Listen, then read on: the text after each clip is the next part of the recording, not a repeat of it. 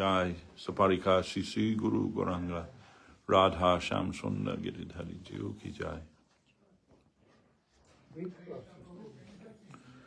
So welcome everyone to our weekly broadcast from the East London branch Sri Chaitanya Saraswat Math.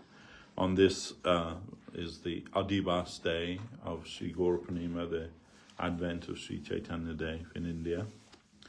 And we are marking that.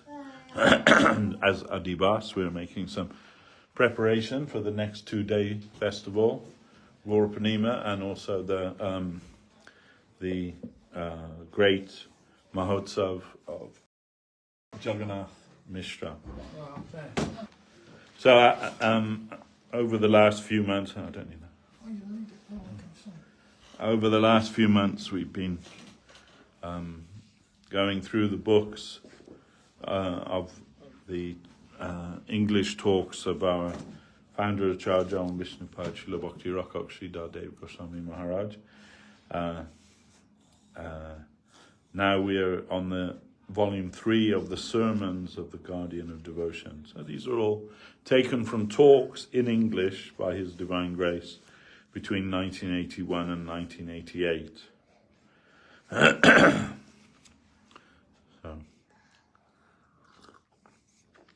So this is chapter 8, Beyond the Yogi. So a devotee asks Guru Maharaj, Maharaj, I read that in a dream state the living entity also sees. So what is that medium by which one sees in the dream? What kind of eye is that? So Guru Maharaj's reply, the mental system. That is the subtle body within, called Shukshma Deha. It cannot only see, he has eyes, ears, the senses of touch as well as all the other senses. Everything that exists in the form of flesh and blood is also there in our subtle body. It is closer to our real self and is more perfect than the external body. Everyone has that mental system. There is a mental world with its own government where Jamaraj is the judge, independent of the physical body. The mental body can live and move in different levels as that subtle region. Good and bad are there in degrees, but all within the jurisdiction of the 3 modes of nature within this Brahmanda, this material universe. Sri Ramanujacharya says that dreams are not false. Just as we have experience in our waking life, we also have through many experiences in dreams. In our dreams we feel pain and pleasure, thereby many of our reactions are finished. By suffering in the physical plane, the result of bad karma finishes. By feeling pleasure, our punyam, merit, is exhausted. Similarly, in a bad dream, we feel some pain, and as a result, some of our previous bad karma finishes. And in a good dream, when we feel happiness and pleasure, some punyam resulting from our piety is also finished. That kind of life is also real in the mundane sense. The higher planetary systems, Bhu, Bhava, Shwa, Maha, Jana, Tapa, Satya, are various stages within material existence. But where are they?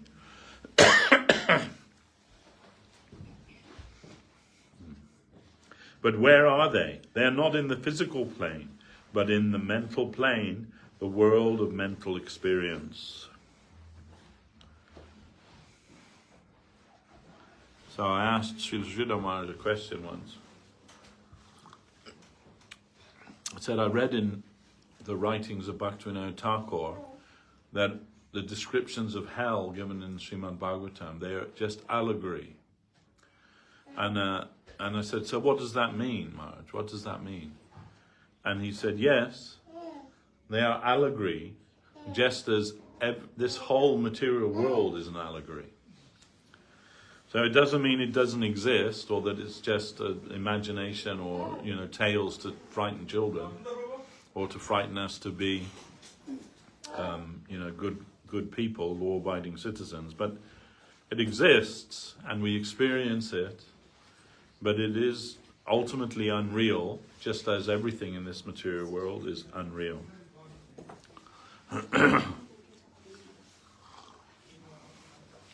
Unreal, according to Bhagavad Gita, means that thing which has no eternal existence. The wise have concluded that that which has no eternal existence doesn't actually exist, and that which is real never has any cessation.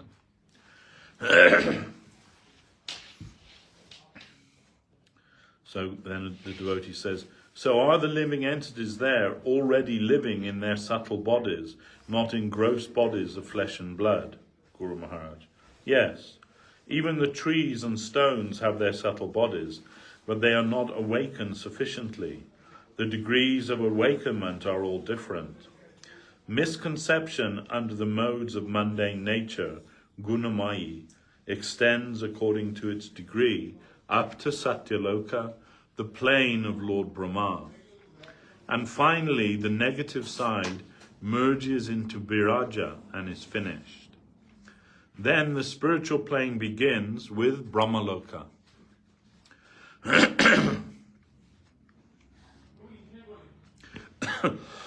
Excuse me, the spiritual effulgence, and ascends through the levels of spiritual variegatedness from Shivalok to Vaikuntha.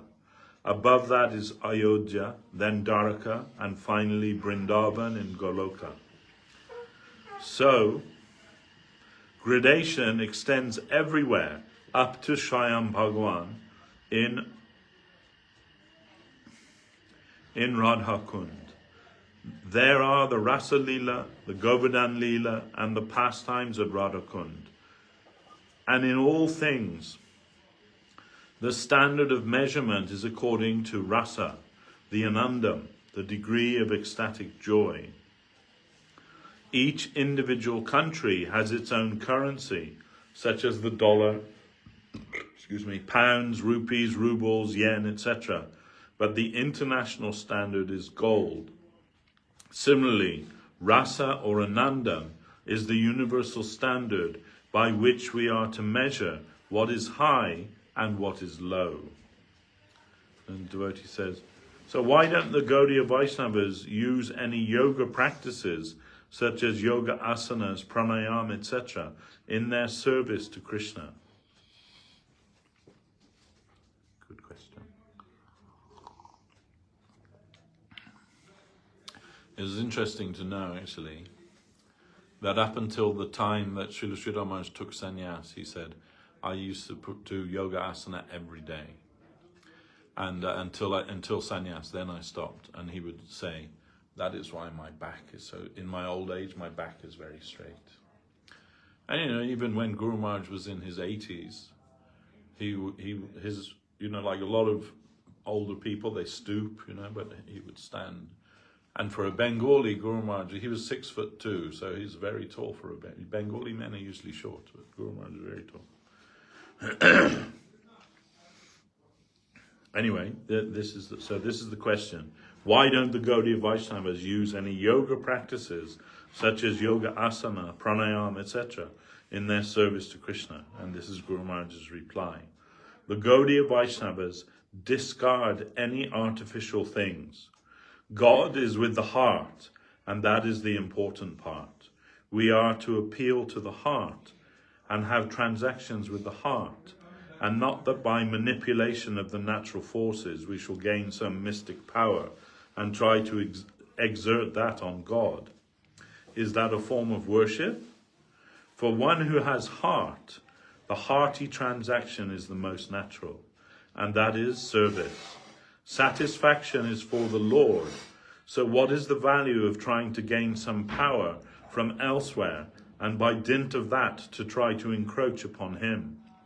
What is the result of doing yoga? It will give some power, but what effect can that power have on him? None.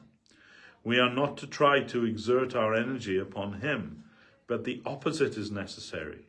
We are to consider that we are the most fallen of the fallen, and the meanest of the mean. I want your grace. Please accept me as a slave, as your meanest servant. This is the way to approach the higher, and not that we are to gather some power, and by dint of that power, jump on that supreme entity, for that is not the process of getting him or receiving his favor. Favor is favor. The Lord is all complete and all perfect. If we want his favor, we must approach keeping ourselves in the meanest position. We have no position. We are nowhere. We are wholesale dependent upon him. This is our natural position, our constitutional position. We are wholly dependent upon him. So any petition to him must be with the temperament, I want your favor, your grace. Please accept me. I am so heinous, so sinful, and the meanest of the mean. You are my best friend, but neglecting you I left and went somewhere else to search for my prospect. I was so mean. I am not only a sinner, but I am a traitor, a treacherous man. In this way we are to go back to our highest and most affectionate friend. What help will this yoga power do for me? He is above all seduction. Shall I think that with the power of yoga I shall influence him to favor me? It is not possible for him to be controlled in any way by yogic power, so yoga can give me no benefit. What will yoga do for me? He is all independent, absolute. He is perfect in himself. To try to exert other influence upon him will have no effect. Rather, that will anger him. Instead, we are to approach him with some recommendation or with a guardian.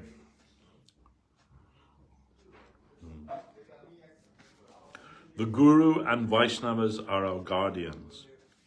We are not to go to any external power of nature, but to his agents, and ask them to plead for us.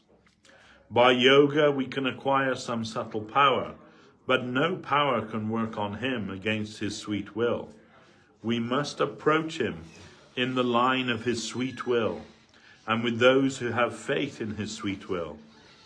Those who have faith in his sweet will are his devotees. Through them we must approach him, and not by any attempt through any other power, for that will give just the opposite result. If we want to know him, it is futile. We cannot know him by our attempts. Still, if we find such necessity, we shall pray, please make yourself known to me. Otherwise, it is not necessary to waste our energy asking that he will reveal himself. If we can leave the idea that we must know him, then that request becomes redundant. Rather, our mood should be, I want to satisfy you. I want to contribute something for your satisfaction. Please accept me. You are full. You are perfect. You have no needs. But for my necessity, please give me some sort of service.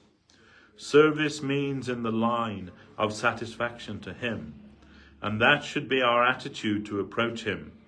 To approach a friend, an affectionate friend, so many mystic persons should not be called to help in our attempt.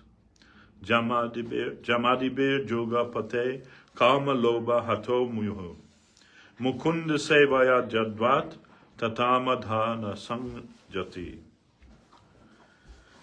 It may be possible for us to connect our senses to a certain extent and for some time by the practice of yoga. But yoga cannot give the absolute. That he is absolute means he is above all. Absolute means that he is self-sufficient. He is not dependent on any other thing.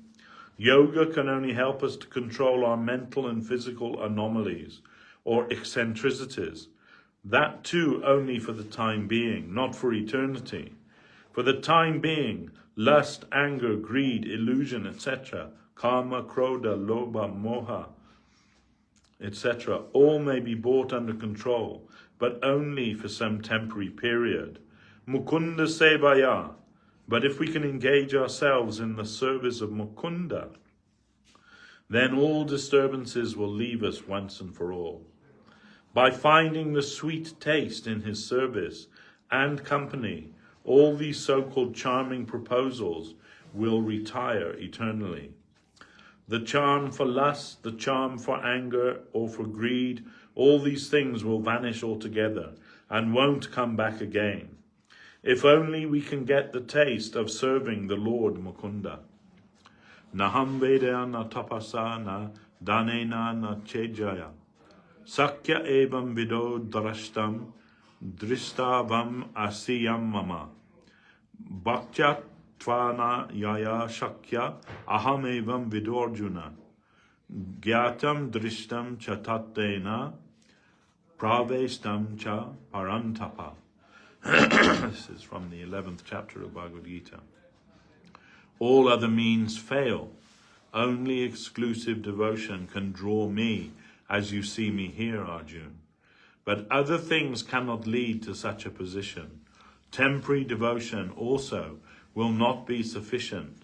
But what is necessary is permanent, exclusive devotion. Sarva dharmam parityaja mamikam sharanam braja. Reject all else and only concentrate on my own self, for that is the only sort of devotion that can draw me to the devotee. All else is futile and shameful. It is not that someone will come with a hired person to canvass me. No, my agents are the best benefactors to you. They are searching to canvass persons in my favor. My agents are there, and not for any business purpose. Their business is to do good for others, and with this idea, so many agents are out to canvass for me. Come through them, and do not seek any recommendation from outside to use various means to try to force me to favor you.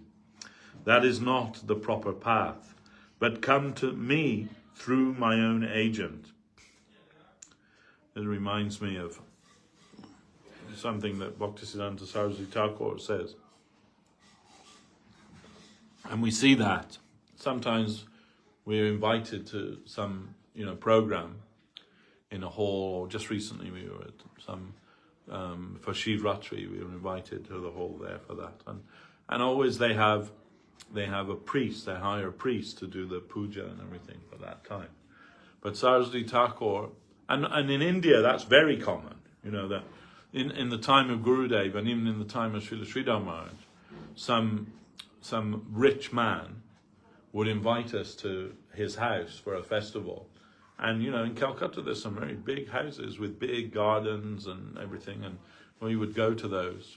Sometimes we would go to those, and they would have some, the devotees would come and do Nama Sankirtan, and they would feed the Vaishnavas and everything. But the actual puja, they've hired a priest to do that puja for whatever particular day it is there. But Saraswati Thakur, he says, it's not sufficient to hire a priest to worship Krishna. You yourself must worship Krishna. Not pay somebody else to worship him for you. You yourself must worship him. With your heart you must try to worship him. And that's the only way. Even if you can't do as perfectly as the priest can do. Even if you don't know all the mantras that the priest knows and all the mudras and everything. But from your heart, you yourself must worship Krishna. Then there is some possibility. So, my agents have no aspiration to fulfill for themselves. They are given to my service and they are wandering, trying to recruit persons to benefit them. So come through my agents, never otherwise. And what is yoga? There is air, and then there are so many things. But by controlling those, do you think you will force me to come to you? I am the absolute autocrat. I don't care for anything else. I have no necessity to care for anything else. Not only force, any tactics, any cunning methods, any canvassing, nothing can influence me. I am the autocrat. And admitting the line of autocracy, try to come to me. There are many demigods. They are making trade, but I am not amongst the commodities of their trading. None can make trade with me. I am absolute. I look only for devotion, exclusive devotion, which is not formal, but natural beauty and sincere. I look for that. I look for the heart, and not for anything else. Bhava grahi janardana. Patram pushpam phalam toyam yo me bhaktya prayachati. Tadaham bhaktya uparitam asnami prayati mana. Whenever my devotee offers to me, whatever my devotee offers to me with sincere devotion, with sincere affection, I accept it. It does not matter whether it's a leaf, a flower, water, or anything else. Rich food or rich presentations are not necessary for me, but what I want is the heart. I want sincerity and good faith. This is the highest requirement within me. There is a carefully written poem. O Krishna, you have everything, but only you do not have your heart. Your heart has been stolen by the gopis. You have everything except for your heart and mind. They are not present in you, for they have already been stolen by the gopis. So you take my heart, you accept my mind. That is what is wanting in you. So please accept my heart and mind for yourself. Your heart is missing, and that has attracted my heart towards you. So please take it. So that's kind of wonderful.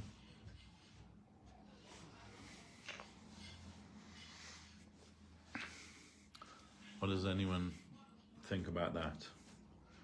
Is it good? Yes. It's like it's in the Jagannath Puri. Does it raise any question? When you go to Tirupati, you can offer your weight in something. You can offer your weight in gold, or you can offer your weight in flowers, or you can offer your weight in mangoes, or whatever it might be. And they say that if you offer that to Tirupati, Balaji, whatever you desire, he'll give you. But will he give himself? This is the thing. And in the 11th canto of Sriman Bhagavatam, there it said, if Krishna favors you, he may give you everything that you desire. But if Krishna loves you, he'll take everything away from you and leave you destitute, so that even your friends and family will reject you, so that finally you have nothing of any value to anyone, and all you can do is surrender to him.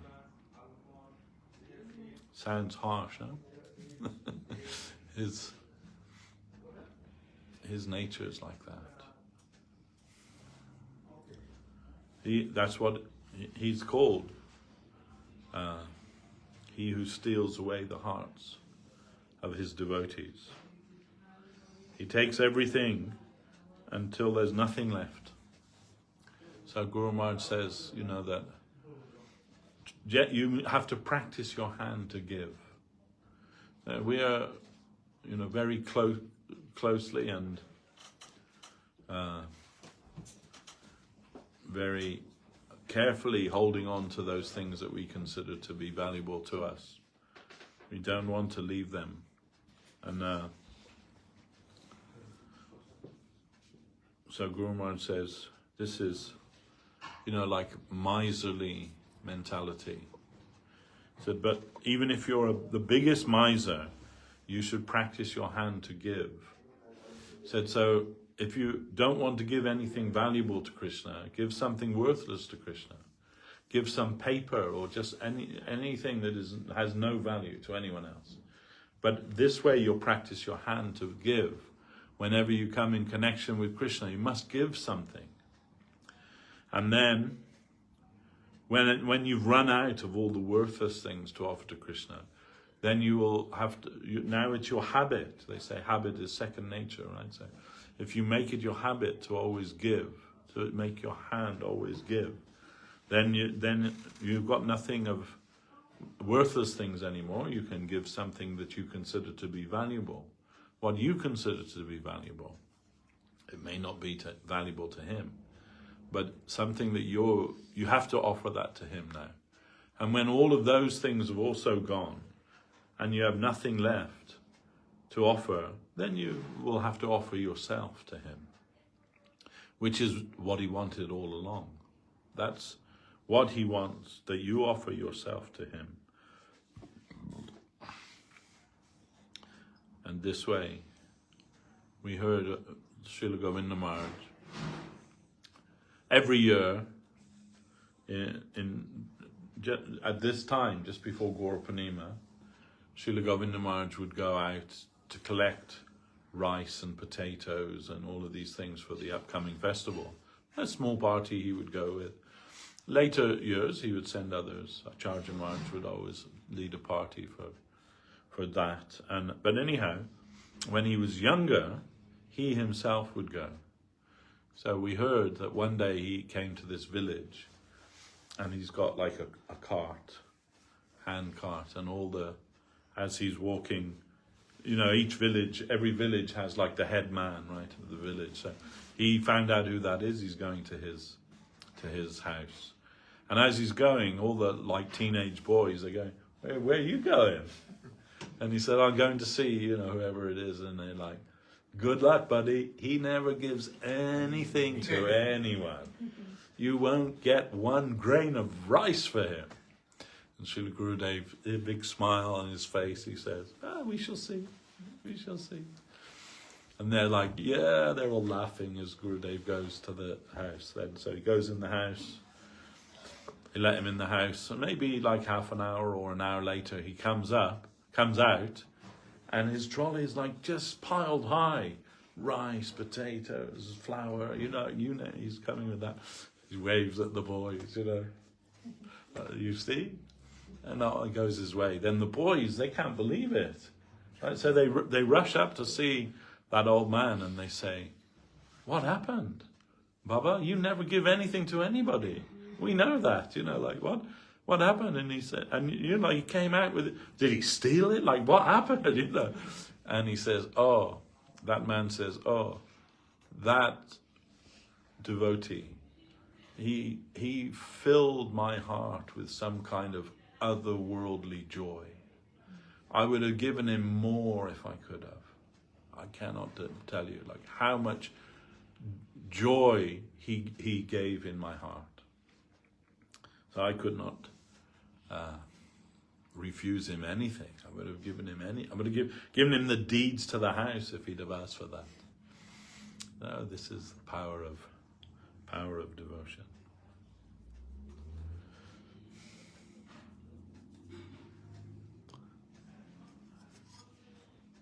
Were you going to ask something, Ram? I was just going to mention the question you asked about yoga. It's actually a spiritual practice, proper. The practice can help. Yeah. I mean, if you read the Yoga Sutras of Patanjali, as it gets higher, the eightfold process of mystic yoga, near the last one is giving your heart to the Lord. It's actually, it culminates in that. Yeah, but it's like stepping stones. You can't do. You have Right. to do asanas before you can do Pranayama. else you damage your body. Yeah, all of those so things. forth, yeah. But most people, when they think about yoga, they think about middle-aged ladies in their leotards at the community center, isn't it? And once it means to unite with God, so the only way to do that is to save and not. that's right. Yeah, yes. So stick there. And most people are just interested in getting the yoga body. Actually, it's just another type of mundane vanity. Actually, I used to do yoga classes when I was younger, and the woman and it was middle-aged women in their leotards at the community center, but she learned yoga from Iyengar, And Iyengar's like, he's a proper yogi. If you see his book's called Light on Yoga. And so there are two schools that I used to follow. One is Iyengar's school of yoga, and the other is Shivananda yoga. Prabhupada said Shivananda was a proper yogi. So, but anyhow, she's teaching yoga that she learned there. She's teaching at the local community center, and I was the only man there. One other man was there, and he was a skier, and he was learning yoga to be more supple for his skiing, you know. And she asked us once together, and she said, "Oh, I think you're more interested in the spiritual side of things." And I said, "Actually, I just wanted to kind of get fit." And she said, "Oh, well, you ain't going to get any of that here." So I was a bit disappointed, and it was all very mundane. But worse actually was the Shivananda Yoga Center. They were in Notting Hill in London. I'm not sure if they're still there, but a couple of the devotees and myself, when I was serving at Soho Street, we used to go sometimes to the Shivananda Yoga Center, and the guy who's in charge, like the guy who taught the yoga class, he had the yoga body, the everything, you know. And honestly, for the time that I was there, I would go once a week there with these other devotees, and we noted that this fellow, he tried to seduce every single woman on the course there, like one by one. That was his mission, to seduce every woman on the course there, you know. So mainly that kind of yoga is, you know, it's not really yoga at all. Actually, it's just some kind of, you know, physical exercise, but it can be helpful. It can be helpful, you know, if you want to serve for years and years, then practicing yoga asanas is very good for that, as long as that's your intention. And speaking of that, you know, actually our Srendra Mohan Prabhu, he's a qualified yoga instructor. Don't know if you still do any asanas. Yeah, I do. Yeah. By grace of Guru and Gauranga. So at least if you go to a yoga class, go to Srendra Mohan Prabhu's yoga class, or a devotee's yoga class, because they understand actually what is yoga. Ramdev ji doing pranayama yoga on the TV. They didn't get up.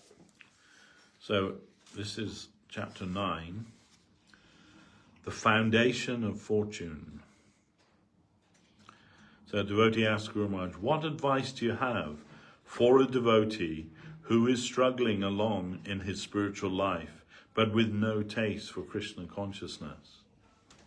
Hey, now here's something I can relate to. Okay. Srila Guru Maharaj's reply. The first question is, struggling for what? Struggling means struggling for something. A struggle presupposes something, its aim and object, its purpose. So what is the aim of that struggle? The German philosopher Hegel has given his philosophy called ideal realism. He says that the ideal is not unreal or abstract imagination, but is real and all-important, whereas the material body is nothing. Rather, it is only a servant to obey the dictation of the ideal. First there is the idea, then the body follows after it. So the ideal is real. This philosophy was put forward by Hegel. So struggle, but struggle for what? A struggle must be of two types. First is the case where there is no taste for mundane enjoyment or renunciation, but there is the desire for something unknown, but at least above these two aims of life. If the person feels, I can't tolerate the world of enjoyment, but also I dislike renunciation, then it is presupposed that he has some previously acquired sukriti, devotional credit in the background. From his subconscious region will come the desire, the struggle for the company of a sadhu, a good agent, a good master who can help him. He will feel, I am in a vacant position. I want some shelter. Who is there who can give me shelter? What can save me? He may feel this sort of uneasiness, both dissatisfaction with the present and also no sight of any positive engagement in the future. Yet he is unconsciously wanting something. To have this hankering for something positive presupposes some sukriti. This is one type of struggle. Another is where there is no positive aim, but only the aim to get out of the undesirable negative side. The desire for renunciation, to enter samadhi and be reduced to zero, to be finished, is like committing suicide. Just as when a person who cannot tolerate an unfavorable situation feels, I cannot maintain my life anymore, and so commits physical suicide. Similarly, renunciation is spiritual suicide. He feels, I have no taste for the mundane world, where there is always struggling amongst so many transient things. I have no prospect here. Feeling in this way, he desires to enter into samadhi. This is like putting a living man into a tomb and then sealing it up. But if one is neither satisfied here in the temporary mundane world, nor wants to commit suicide and so effaces existence, then if he is even subconsciously hankering for some bright life, it means that sukriti is underground, within the foundation of his subconsciousness. After that, some sadhu may come to visit him and give him some good news and instructions. Do this, do that. He will have some tendency to follow that advice, and from that stage, gradually, his positive life begins. There is an example in one godbrother. When he was a boy of perhaps 18 or so, he was dissatisfied with his existing life within his family household, so he went to Jagannath Puri. Within his mind and from the bottom of his heart, he wanted to find the association of a sadhu and join with him. At that time, our Guru Maharaj was in Puri, and one of his followers, who was a very learned and clever man, met him and asked, "You're a very simple boy. Why have you come here?" "I have come in search of a sadhu." "Oh, then come with me." He took him to the camp of our Srila Prabhupada, and he joined. The acquisition from his former life was such that when he went to search for the positive spiritual path, he easily found it, and so he joined, and joined forever. He joined at the age of 18 years and received sannyas at 28. But before accepting sannyas, someone had discouraged him, saying, "You are so young, and it is not sure how long you will live. So to take so much risk is not very wise."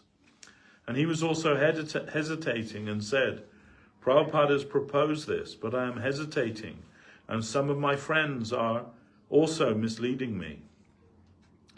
I put it to Srila Prabhupada that he was hesitating. Prabhupada's response to him was, "You are frightened? Fear is in this world, but you are going to take shelter in the Abhayapad, the fearless holy feet. Where is the fear? Don't have any apprehension. All fear is confined here in this plane, but you are going to take shelter above this area of fear. You want to enter into the fearless area. You are going to connect with the fearless world. Rather, this world is the fearful place." This came from his mouth. At last he accepted, and his sannyas was given by Prabhupada in Puri. Every day in the morning for about a month, he used to sing Srila Prabhupada's favorite bhajan, Sri Rupa Manjari Pada. Practically, Prabhupada took him from Gaya to Puri, only to hear it sung by his sweet voice.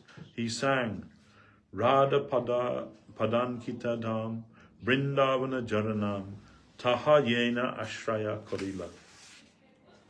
Bhaktivinoda Thakur says, what is Vrindavan? It is where there are the footprints of Sri Radhika. The criterion of Vrindavan is this, that it has on its head the footprints of Srimati Radharani. This is Bhaktivinoda Thakur's finding. So if we want to see what is Vrindavan, and who is Radharani, and who is Krishna, then we must take some note, some clue, and some impression from this. Bhaktivinoda Thakur says that Radharani is all in all. Radha Padankita Dhamma Brindavan Jaranama Taha Yena Ashraya Korila. Where does the name Brindavan belong? Upon whose head the footprints of Radharani are born. That is Brindavan. It is all sweet. And there everything is sweet, because the paraphernalia has all emanated from her. Just as the entire screenplay for a film evolves from the brain of the director, who then himself may come to act his own part within it. Similarly, the entire paraphernalia of Vrindavan has come from Sri Radhika. And from Sri Gauranga we received the combined gift of the grace of all these things. His gift is full of so much transcendental sweetness and is eternal in its play.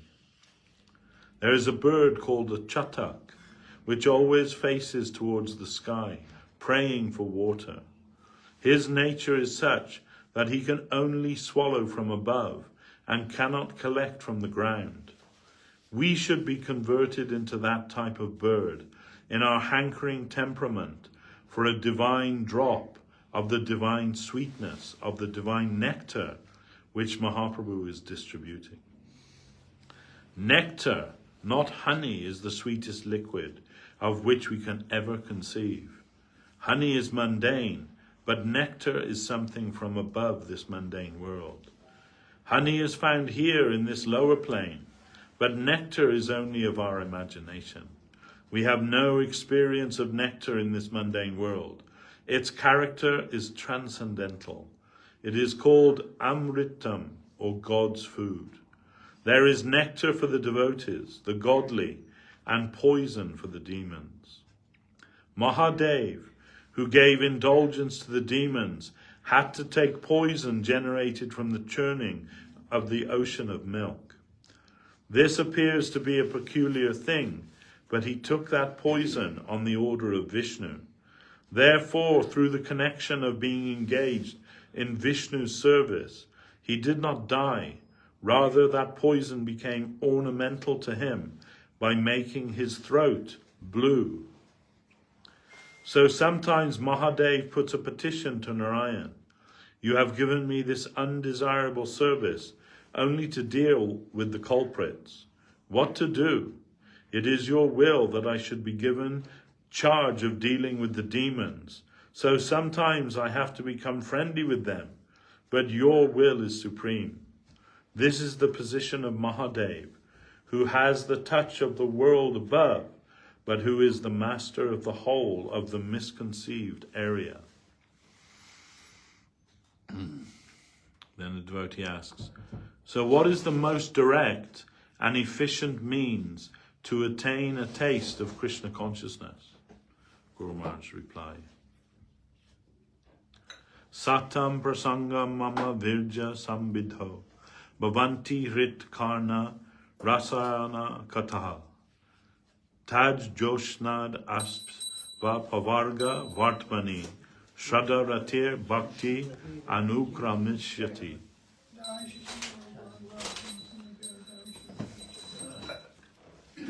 This is a verse in Srimad Bhagavatam, 3rd canto. One will rapidly progress on the path of liberation and naturally would develop firm faith, attraction and devotion when he cultivates the activity of engaging in discussions about my glorious pastimes in the association of pure devotees. Such activities are very nourishing to the ear and heart. And Krishna Bhakti Janma Mool Hoya Sadhu Sangha Krishna Prema Janme Tenho Purna Mukhya Sangha Mukhya Anga from Chaitanya Charitamrita Madhya Lila. By associating with the sadhus and gaining their mercy, one can get Krishna Bhakti right up to the stage of Krishna Prema. Furthermore, the practitioner's very life depends on the association of the sadhus. Without sadhu sangha, it is not possible to receive the real seeds of bhakti. Krishna Bhakti Rasa Bhavita Mati Kriyatam Jadikuto Pi Labhyate Tatra Lolam Apimulyam Ekalam Janma Koti Shukrite Labhyate. Again from Chaitanya Charitamrita. Pure devotional service to Krishna cannot be obtained by performing pious activities, even for millions of births. It can be purchased only by paying one price: intense eagerness. Wherever it is available, one must purchase it immediately. And Sadhu Shastra Kripaya Jodi Krishnan Mukha Hoy Se Jiva Nishtare Maya Tahare Chadoy. If by the blessings of pure devotee and the scripture a jiva soul becomes devoted to Krishna, he naturally becomes liberated and Maya withdraws. Do you have your answer? Devotee says, yes. The most effective means of attaining Krishna consciousness is to associate with the exalted devotees of Lord Krishna. Sadhu Sangha, Guru Maharaj says. What does it mean to keep company and to have association with the sadhus? What have you understood to be Sangha? Devotee says, Pari Prashnena Sebhaya, by relevant inquiry from a real guru and by serving him. Guru Maharaj, yes, but that is not up to the mark. Sadhu Sangha means it must be of this nature. Dadati pratigrinati guyam akyati prichyati. Bhungte bhojayate chaiva sadvidhim pratilakshanam. From Rupa Goswami's Upadeshamrita. This is Sangha, and in this way we can get the benefit of the association of a sadhu. First, to give something to the sadhu for his pleasure, and take something from him as his prasadam, dadati pratigrinati. Then, guyam akyati prichyati. Whatever is concealed within our own heart, we are to divulge the whole of that to him, and we are to receive his instruction. Bhungte bhojayate chaiva. We are to give the raw materials to him for his taking of prasadam, and then we are to receive his remnants. Sadhu Sangha means this. Devotee, what's the process for one to test whether or not a sadhu or a guru is genuine? Isn't it that one should first of all try to be sincere himself? Then he will get the sincere guru and sadhu sangha. Guru Maharaj. But from where will that sincerity come? Bhaktas tu bhagavad bhakta sangena parijayate satsanga prapyate pumbi sukriti purva sanchita. This is from the Brihad Naradiya Purana. Actually, we can recognize by a sadhu by sukriti. Apparently, we can know him from the Shastra, the scriptures, because the Shastra helps us to know who is a sadhu, and the sadhu gives us the interpretation of the Shastra. So sadhu and Shastra are interdependent, but the sadhu holds the more important position, and the Shastra has the secondary position. The living Shastra is the sadhu. But to know who is guru, who is sadhu, we are to consult the descriptions given about them in the scriptures. The symptoms of the sadhu, both of the guru as well as the disciple, have been written in the Bhagavatam, in the Gita, and in the Upanishads. In the Bhagavatam we find Tasmad gurum prapadyeta jiggashu shaya uttamam. Shabde pare janisnatam Pranani upa shakam shamashrayam. This is from the 11th canto of Sriman Bhagavatam, famous verse. A person in search of the ultimate good should surrender to the Guru, who knows well the Vedic scriptures, Shabda Brahman, and the Supreme Absolute Lord, Para Brahman, and for whom the mundane world holds no charm whatsoever. And the Gita says, Tadvidi pranipatena pariprasnena sevaya upadekyanti te jnanam jnaninas tattva darshana. You'll be able to attain all this transcendental knowledge by satisfying the enlightened spiritual master with prostrate obeisance, relevant inquiry, and sincere service. Great souls who are most expert in spiritual knowledge and endowed with direct realization of the Supreme Absolute Truth will teach you that divine knowledge. So in the Upanishads, in Bhagavatam, in Bhagavad Gita, it is clearly mentioned what should be the symptom of a guru and also what should be that of a disciple. If such a qualified disciple comes to a qualified guru, then the real transaction begins. Otherwise, there may be so many bogus transactions. Such black marketing is going on in the world in the name of religion. But from the association of the real devotee comes devotion. Bhaktis tu bhagavad bhakta sangena parijayate. And satsanga prabhyate pumbi sukritai purva sanchita.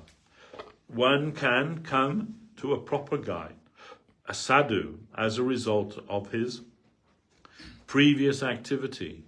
Sukriti is of two kinds, gyata and agyata. Agyata sukriti is in the beginning, when unknown to him, he is utilized in the service of the Lord through the sadhu. Suppose a man has built a dharmshala. So many persons of different types come to stay there, but because they take advantage of the energy of the builder, the result of their actions will go to him. If you don't know what is a dharmshala, it means the dharmshala is like a hostel for pilgrims in holy places. Pilgrims go there. There's nowhere that, it's not a hotel. Any pilgrim can go there, take prasadam there, and give some donation or whatever. But specific for pilgrims in holy places. A dacoit may come and stay. A pilgrim may also come, and a sadhu also. If a dacoit will stay, then because he utilizes the energy of the owner of the dharmshala, the owner will have to take some bad reaction, pap, and will suffer for that. But if an honest man will stay there, then the owner will get some punya, or pious credit. In this way, pap and punya will come to him. But after duly suffering or enjoying those fruits, they will be finished. However, if a real sadhu, a devotee, will stay there and utilize their owner's energy, then that owner will acquire something permanent. Nehabi kramma nashosti prayavayona vidyate swalpam api ashvadharmasya trayate mahato bhayat. From 2nd chapter of Gita. In this bhakti yoga, there is no loss of initial endeavor, and there is no diminution of results.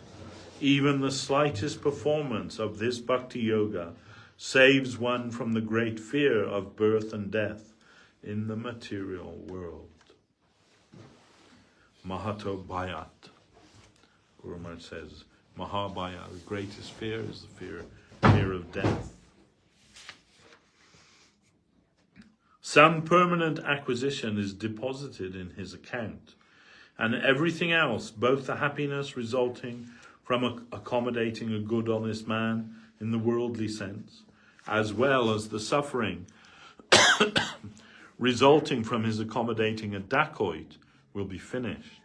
This sort of acquisition is permanent, and when it accumulates to a sufficient degree, it will attract the man to do some sort of vague service to the sadhus, though not very consciously.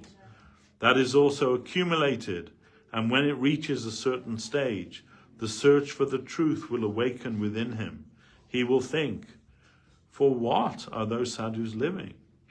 Then he will approach them, and if he goes to the proper mood, in the proper mood as described in the scriptures, the transaction will begin.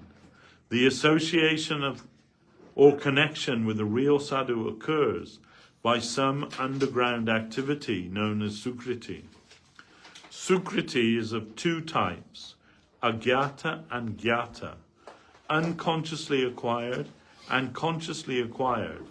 Satsanga prapyate pumbi sukritai purva sanchita. Of this Sukriti stage, Mahaprabhu says, Brahmananda Brahmate Kona Bhagyavana Jeev, Guru Krishna Prasade Pai, Bhakti Lata Bij. Wandering throughout the material universe, the very fortunate living entity who receives the grace of Guru and Krishna receives the seed of the creeper of devotional service. Sukriti is described by the word Bhagyavan, good fortune. There are so many different types of sadhus. Among the Tyagis, there are so many different classes, and naked Nagababas and others. And among the theistic group also, there are so many different sections, like the Ramanujas, the Ramanadis, Nimbarkas, Vallabhis, and the Gaudiya Vaishnavas. The Gaudiya Vaishnavas are the followers of Mahaprabhu. So even in the theistic section, there is a graded classification, but it is through our Sukriti that we shall be guided from the subconscious area to have connection with the sadhu of a particular section.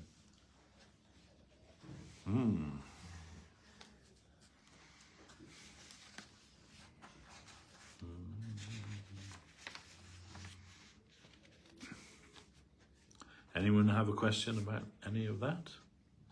Or anything? Regarding the thing about sincerity, it will lead you to your guru. Right? Also describing the different sections. Yeah. So, I mean, one decides which section you're going to be attracted to. If you're sincerely looking for your guru. It will be according to your inner necessity, because we're all at a particular stage of evolution in our spiritual life. So if we are sincere, then Krishna will arrange an appropriate teacher for us, according to what we desire and also what our inner necessity is. Of course, we can say, well, then the highest guru is best, because that covers everything, and that's true.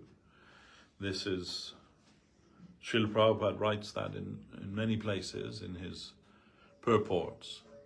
Unless you accept an Uttamadhikari as your guru, then you can't expect to advance further than the level that your guru's situated on. And according to our Sukriti and our necessity, we'll come to a particular guide. But it doesn't mean that that's the be-all and end-all necessarily, because as we progress, then our inner necessity develops and changes. So what may be our necessity today may not be our necessity tomorrow. In fact, may be antithetical to what we are trying to achieve. And we find an example of that in Jaiva Dharma, when one of the devotees, he comes to his guru and says, and submits to him, when I'm chanting the name, I feel this particular feeling comes in my heart. I can't get, I mean, this is a genuine thing, not an emotional thing, not a like, I was reading about the Krishna book and read about Krishna with the coward, I think I should be a coward. Not that kind of, but some really genuine thing, not to say that that may not be genuine, but on a different level of genuine necessity. So he submits to his guru this, and his guru says, this is because that your inner identification is with Madhura Rasa, and I can only teach you about Sakya Rasa, but I will introduce you to a Madhura Rasa guru. And that happens in Jaiva Dharma. So it doesn't mean that, you know, oh, he chose the wrong guru. No, he chose the guru necessary for his particular stage at that point. So there's always development. But sometimes we get that in one go, you know. We get that. If you get the Madhura Rasa guru, then everything's covered. All other rasas are covered in that. And it doesn't mean that we should reject someone because we don't know what rasa they're in or something like that. These are very high subject matters, and not something we need to worry about when we're still struggling with lust, anger, greed, and all of these things. But it means that there are gradations in our spiritual life, and that will happen. So, you know, then somebody asked Guru Maharaj, you know, like, how can I be sincere? You know, it's kind of more or less your question. How can I be sincere? And Guru Maharaj, I don't know what he was expecting Guru Maharaj to say, but Guru Maharaj's reply was, just by being sincere. Either you are or you're not. But then he did say, but you should know that sincerity is one of the qualities of the soul. So it doesn't mean that because you're a nonsense person, can't raise any real sincerity, that it can't ever happen to you, because it's part of who you are. To be sincere is part of your spiritual identity. So, you know, that when that becomes, as Guru Maharaj says, when that becomes sufficiently, energized by our service, even unknown service, that will mature into an inner hankering for the truth. And that, it doesn't mean that, you know, like, yeah, I came to Guru Maharaj, you know, 40 years ago, and I was sincere then, but I'm not really sincere anymore, you know. It should be, we might feel that, but it should be something that's progressive. We should try to be progressive in our attempt. We should not ascribe to the idea that you can't teach an old dog new tricks, because we're just covered by misconception that we've acquired and prejudices that we've acquired, but they're nothing to do with our real self. And still, if we get the opportunity, if we get the association of a good Vaishnava, then that can continue to be developed. And Guru Maharaj said it, in the absence of the direct connection with the sadhu, then the scripture, as the scripture is, you know, the written form of the sadhu, if you like. But sadhu is better, because the scripture is passive, and the sadhu is dynamic. So you can read the scripture and misunderstand completely. But if you read the scripture under the direction of a sadhu, then even if you misunderstand, the sadhu can correct you. No, it doesn't mean that at all. It means this. So, but really the key to success in spiritual life is sincerity. And if we feel that we don't have any sincerity, we have to find it somewhere. Confirmed. We have to try and find that sincerity. And not think, you know, oh, I've been practicing Krishna consciousness for 20, 30, 40 years, and, you know, I kind of, things are all set as they can be, you know, then, no. We shouldn't become complacent. Srila Gurudev used to say, from my childhood, I love Bhagavad Gita. Said, and even in my last days, I'm finding new light coming to me from Bhagavad Gita. So that we want to be that kind of devotee, progressive devotee, that we're always finding some new revelation, some new inspiration, some new, I won't say new direction, but a new confirmation of our path. And we should be open to that. And eager. Guru Maharaj says if we have many guardians, then we're in a very safe position. So he said, and if you feel that you're in such a position that there isn't anybody who's higher than you or, better positioned than you in spiritual life, then that's a very deplorable situation to be in. We should always be anxious to find a higher devotee. And admittedly, it becomes a little more difficult as you go along the path, because you see, not only do you see inspiring things, sometimes you see discouraging things also. And we have to rely on Krishna, be dependent on Krishna, that He's always there, He's always waiting to guide us in one way or another, because actually that should be our understanding, that Guru is Krishna. Whoever in whichever form they may appear, their advice, the inspired side of the Vaishnava, that is Krishna. Krishna comes through them to speak to us. Mahaprabhu says that to Sanatan. Krishna wants to show favor to you, and that's coming to you through me. Maybe I don't even understand what's coming through me, but He's using me to give favor to you, blessing to you. So, then it's a very difficult thing, but we should not think that our Guru is limited to some form, to a particular form. Or otherwise, when again He appears to us, we may not recognize. But that's also not a formal thing either. Not that somebody says, this is the new CEO of our mission and they're your Guru from now on. If you don't accept, get out. It is a personal, very personal thing. And that will be maybe different for different students of different levels. You can't say to the student of quantum physics, you should learn from the primary school teacher. 1 + 1 is 2, and with building bricks or whatever. It may not be appropriate for everyone. Maybe appropriate for new primary school students.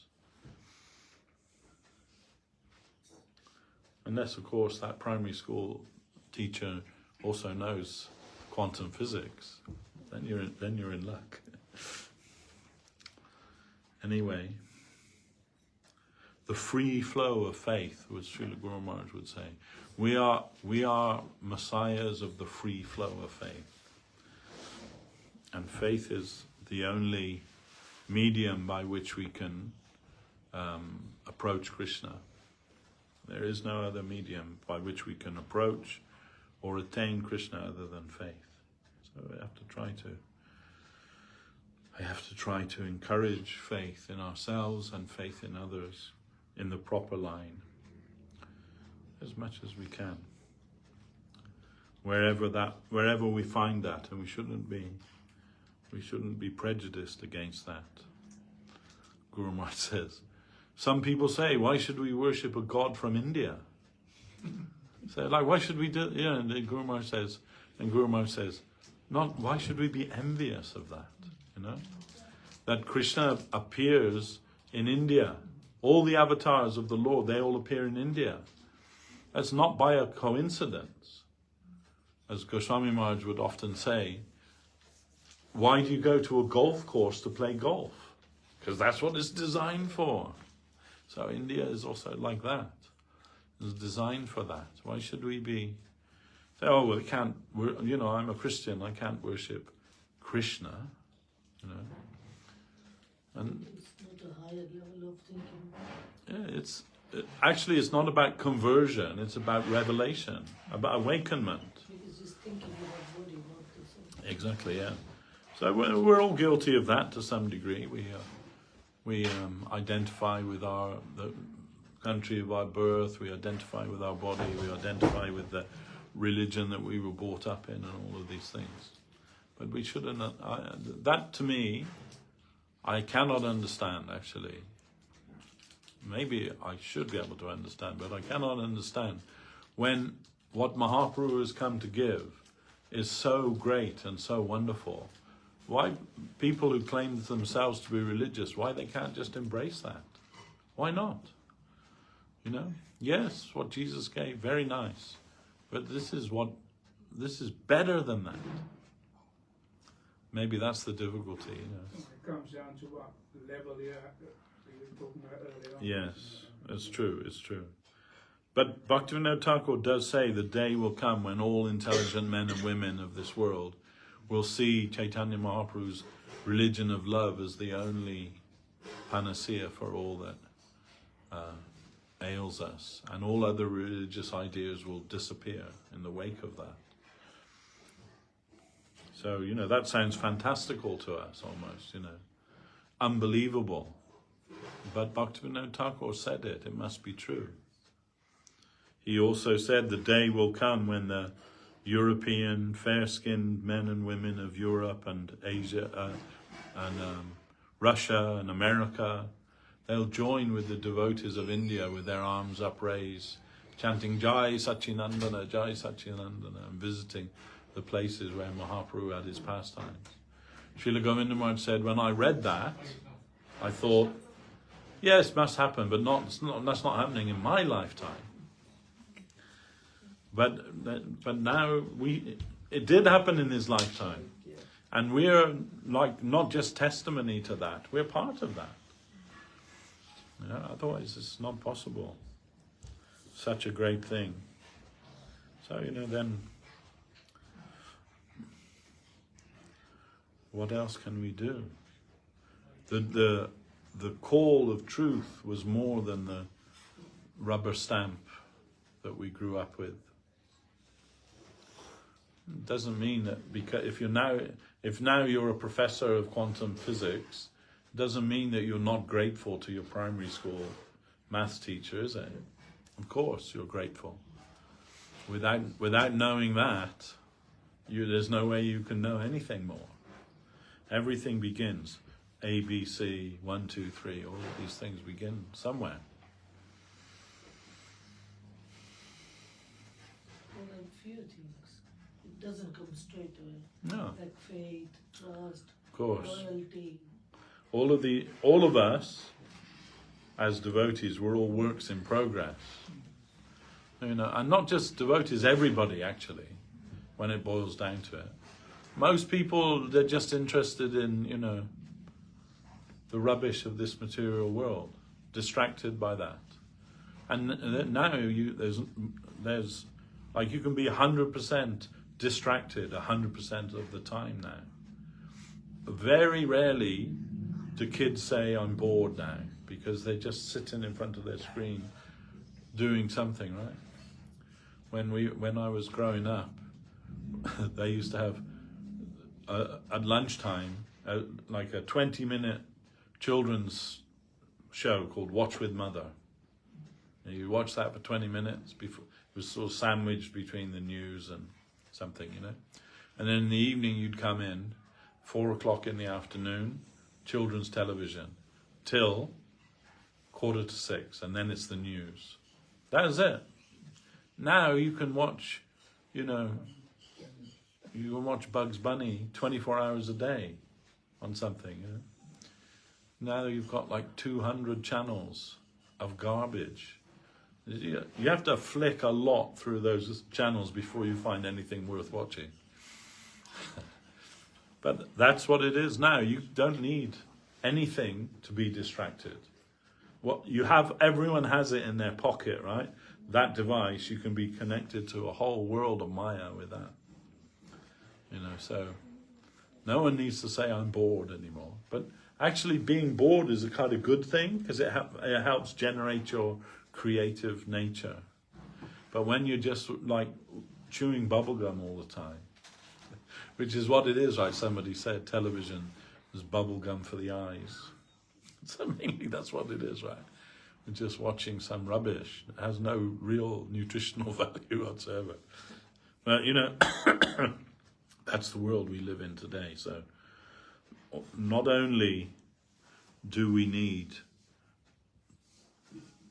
have a necessity to seek out sadhu sangha, we have a responsibility to not allow ourselves to associate with all the garbage that's floating out around there as well. Because Srila Maharaj said 99.9% of your advancement will depend on your associations. So it's not just who you associate with, but it's what you associate with.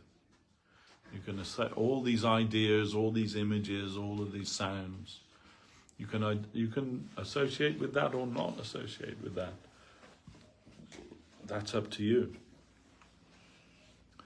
So, in one sense, it's become very easy now because you don't have to look very far before you can find some in Chaitanya Saraswat Mat, some class from one of the sadhu gurus of our mission. You can find it quite quickly, but just as quickly you can find some terrible maya to absorb your consciousness in as well. Not maybe even quicker you can find that. So, you know, it's up to you to decide what is it you're going to associate with. Sometimes I think, you know, none of this was there in the time of Guru Maharaj, internet and all of this business. Sometimes I think, I wonder what would he have made of that, you know, all these things. But we can use it for the service of Mahaprabhu and for preaching Krishna consciousness as we can try to do that. Hare Krishna. Can I ask a question? Yeah. What was I going to say? So, if one, through some bad fortune, commits some offence to the Vaishnava, and they feel that their faith's starting to decrease, is that too late, or like has the damage, irreparable damage been done, or can that be?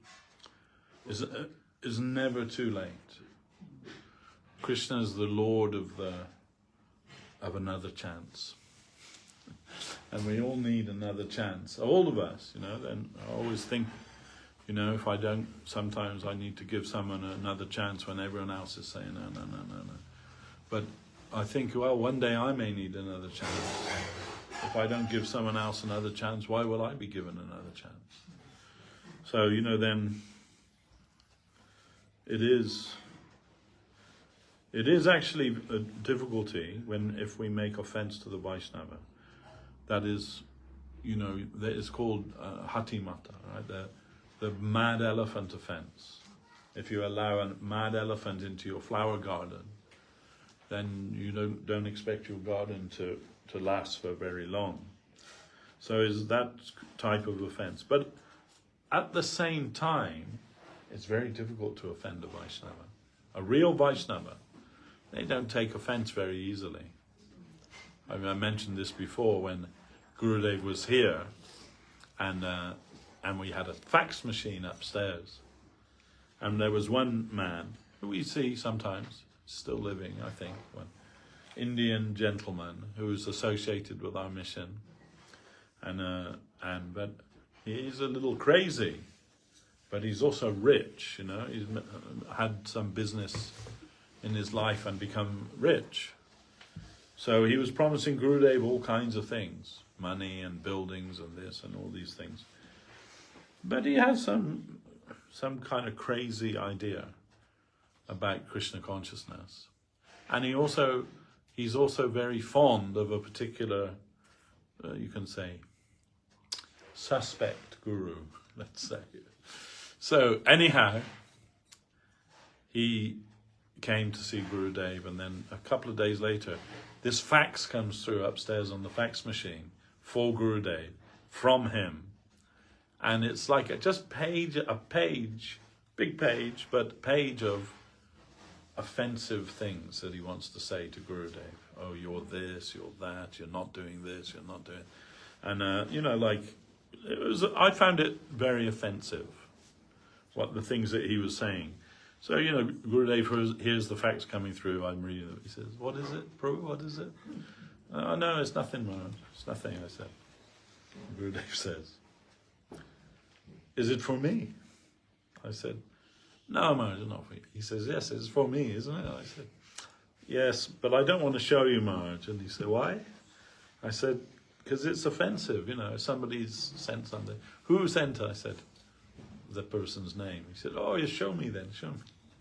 So, you know, finally, no, Maharaj, I don't want to show you. Yes, show me. I'll give it to him. And he's reading it, and instead of getting offended, he's laughing and laughing and laughing, like really laughing, belly laughing, you know. And I said, oh, you don't find it offended? He said, Prabhu, you know him, he's Pagal. And I said, okay, Maharaj, if you say so. So, you know, then a few days later he came again, and Gurudev just said to him, oh, I got your facts. You are completely Pagal. And he said, yes, Maharaj, it is true, I am. You know. But I couldn't say that to him, but Gurudev could say that to him. So, you know, actually, it's not easy to offend a Vaishnava. Vaishnava are never considering themselves to be in any type of position that they can be offended. You know, somebody says something. Even Guru Maharaj, when they were saying so many things about him from across the river, I don't really remember. And when Guru Maharaj heard, oh, they're telling this, they're telling that, and Guru Maharaj just said, oh, is that all? Is that all they can say? They really don't know me at all, do they? You know, saying that's nothing. It's nothing compared to what I really am. If they knew, then they'd have something to say. So, you know, that's our fortune also. But also offense is often about intention too. So if intentionally you try to offend a Vaishnava, that may be another category. But if by, you know, because of our ignorance, we say or do something offensive, that may not be taken as offense by them. There are many examples of that. And the example in the scripture is if the baby's in his mother's lap and then kicks the mother in the face, the mother doesn't like dash the child to the floor. There's a baby. That's what babies do. Right? So we may say or do something to the Vaishnava. And Vaishnava knows we're just conditioned souls. That's what we do. That's what we do. It's not a headline, you know, that a man found exploiting in the realm of exploitation. It's like par for the... Everyone's doing that, right? It's not like it's going to be a big headline or big revelation, you know. So, you know, man found guilty of being full of lust, anger, greed, madness, and illusion. It's like everybody. So what can we do? Then that's also our fortune. And more or less, there's not much that's unforgivable when it comes to Guru and Krishna. That's why, and I'm happy to say, that in this country there aren't blasphemy laws. Because there used to be, you'd say something, you could be put in prison, or you could have your head cut off, or it's like, blasphemy is like spitting into the wind. What happens when you do that? It just comes back in your face, doesn't it? Krishna's a big boy, he can look after himself. We don't need to worry about those things, you know. We may not want to hear those things, but people do stupid things all the time. A few years ago, somebody had the bright idea of making toilet seats with pictures of Hindu gods and goddesses on them. Yes. You remember that, right? There was a big uproar about it. But I don't think the people who did it meant it as to be offensive. They just thought it was kitsch and it was like something that everybody would want to get on board with, you know. It's just stupidity. Stupid foolishness. You know. Then... We are happy to tolerate it, but Muslim doesn't. No, that's another thing, you see. They have blasphemy law. They have blasphemy law. So you can't make a joke. There they had one English school teacher. She bought a teddy bear for the class, and they said, "What should we call it? What should we call it?" And all the children said, "Muhammad, Muhammad."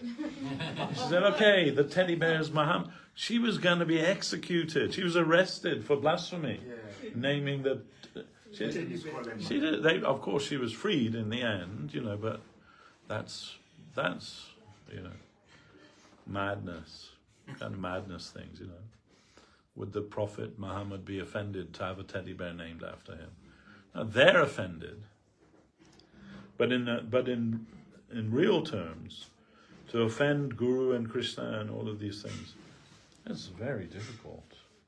Even big demons like Ravana and Kamsa and all that, they couldn't offend Krishna, right? Shishupal, he's the point, case in point. 100 offences insults I'll tolerate, and there he is. And even like he's getting up there, 99.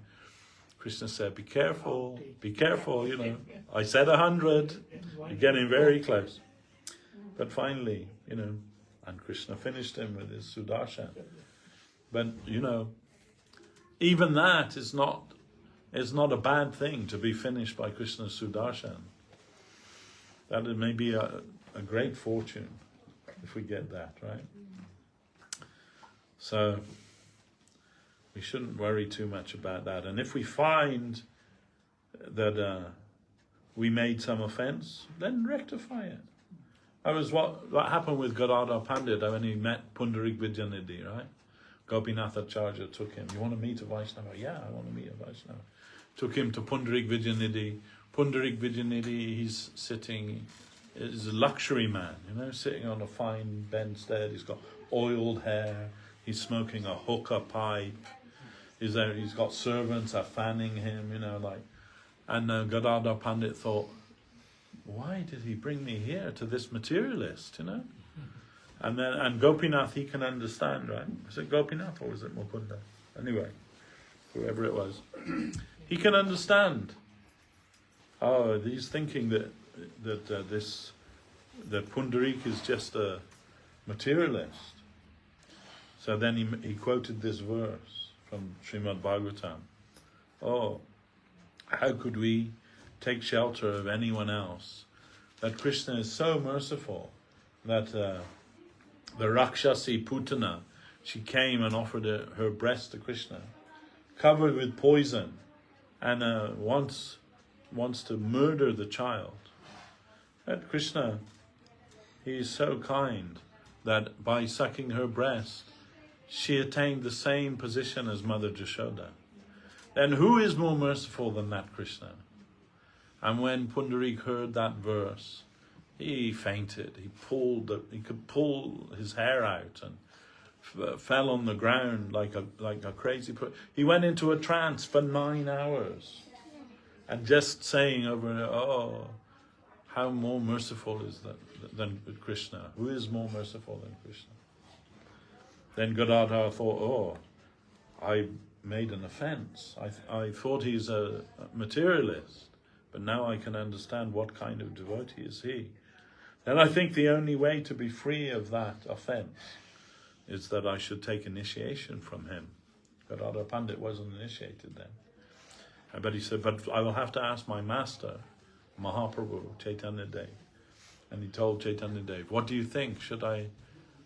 Can I ask him if he will be my spiritual master? He said, yes, it is.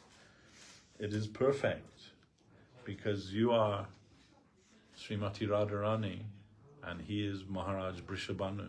And what would be more perfect? than to accept him as your spiritual master. And Mahaprabhu, he said, he was called Vidyanidhi, that title, Vidyanidhi. But Mahaprabhu, because of his vast scholarship and everything, but Mahaprabhu said, no, I do not like Vidyanidhi, I think Premanidhi. Premanidhi is better title for him. Anyway, then Gadadhar Pandit became his disciple. Everything good. Everything good. Now Bhaktivinoda Thakur says,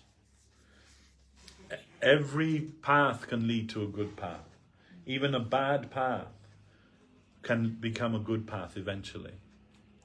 If you are sincere, then nothing can thwart you ultimately. Sincerity is everything. But Steve Martin said, the American comedian, sincerity is the way to success. If you can convince other people of that, if you can fool other people that you're sincere, then you got it made.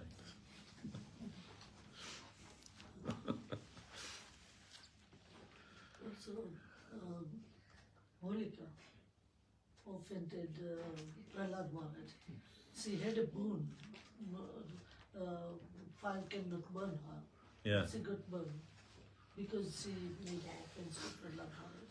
Yes, we won't minimize what the effect of offending a high Vaishnava can be. But it is, actually in those cases, it is not that Prahlad was offended, it's the Lord was offended. Now that's what you have to be careful of, because Vaishnava can easily forgive, but Krishna may not forgive, always. But hey, our Lord is Mahaprabhu Chaitanya Day. In Kali Yuga, your thoughts are not, there's no consequence to your thoughts, it's only your actions, our words. Lucky for us, huh? If there was consequence to everything, any bad thought you have, we'd really be in trouble. I remember going, years and years ago, I went to a concert, and it was a folk singer called John Martin, and his special guest was David Gilmour, who's the singer and guitarist of Pink Floyd. So he didn't come on, no one knew who the special guest was, right? He didn't come on till afterwards. And during the break, there was a halftime break. I went to use the toilet, and standing next to, in the next cubicle to me, was David Gilmour, right? And he did his business, and came out without washing his hands. And he was like one of my heroes, David Gilmour. And so the concert begins, the second part of the concert. He's sitting right in front of me, in the row in front of me. And all I can think of, he didn't wash his hands. I was going to the toilet. But in my mind, I was thinking, what would happen if I just kicked him really hard in the head? So, of course I didn't do that. But if the thought was there, So, if we were punished for our thoughts, we'd all be in big trouble.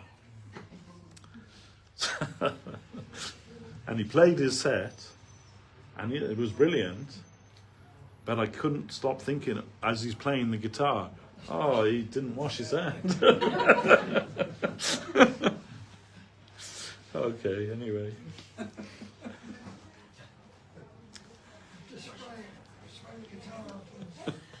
Yeah. All right. Jai Shri Shri Guru Gauranga Radha Sham Sundar Ge Hari Ju Ki Jai. Om Vishnu Pad Srila Bhakti Sundar Govinda Dev Goswami Maharaj Ki Jai. Om Vishnu Pad Srila Bhakti Rakshak Sridhar Dev Goswami Maharaj Ki Jai. Bhagavan Srila Bhakti Siddhanta Saraswati Thakur Ki Jai. Rupan Guru Bhagya Ki Jai. Jai Sri Chaitanya Saraswat Acharya Vrinda ki jai. All the assembled devotees ki jai. Shri Harinam Sankirtan ki jai. Nitai Gaura Premanand.